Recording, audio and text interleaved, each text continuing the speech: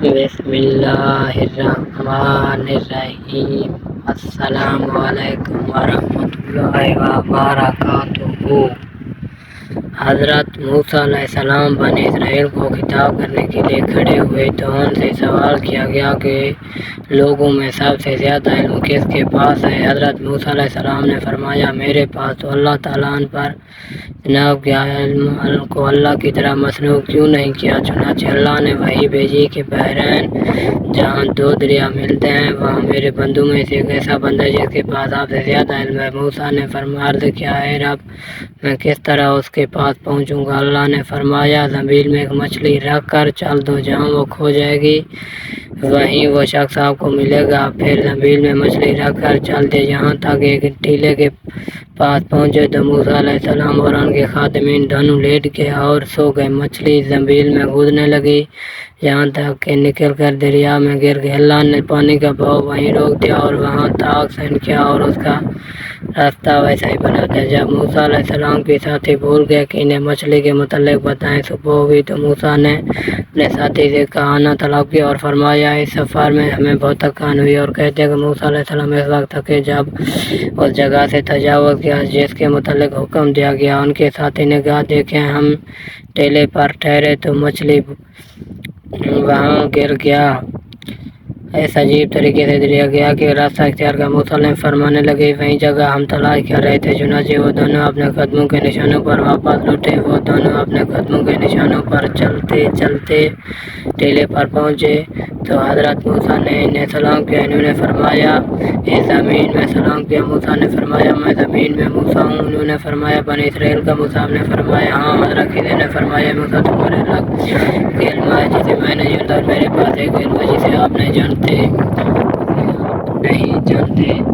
میں آپ کے ساتھ چلنا چاہتا ہوں اور آپ سے علم سیکھنا چاہتا ہوں۔ حضرت خضر نے کہا آپ میرے ساتھ نہیں چل سکتے کیونکہ آپ میں صبر نہیں ہے، جو علم آپ کے پاس ہے اس میں صبر نہیں ہے۔ حضرت موسیٰ نے کہا آپ مجھے اپنے ساتھ چلنے کی اجازت دیں، آپ مجھے صبر کرنے والا پائیں گے۔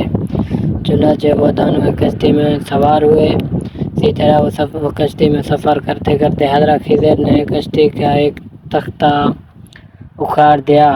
حضرت موسیٰ علیہ السلام پریشان ہوئے اور اس نے پوچھا اس کشتی کا تختہ کیوں اکھاڑا؟ حضرت خضر نے کہا دیکھا میں نے آپ کو کہا تھا کہ آپ صبر نہیں کر سکتے۔ حضرت موسیٰ نے معذرت کی اور چپ رہا۔ جب وہ دونوں دریا عبور کر گئے تو کشتی سے اترے تو آگے بچے کھیل رہے تھے۔ حضرت خضر علیہ السلام نے ایک بچے کو پکڑا اور اس کو قتل کر دیا۔ حضرت موسیٰ سے صبر نہ ہوئی، اس نے پھر وہی سوال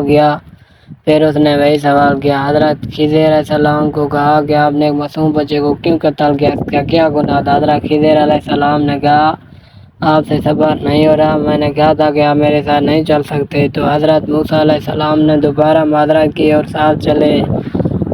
جاتے جاتے ایک بستی میں پہنچے جہاں انہوں نے پانی مانگا تو لوگوں نے ان کی مہمان نوازی کرنے سے انکار کر دیا۔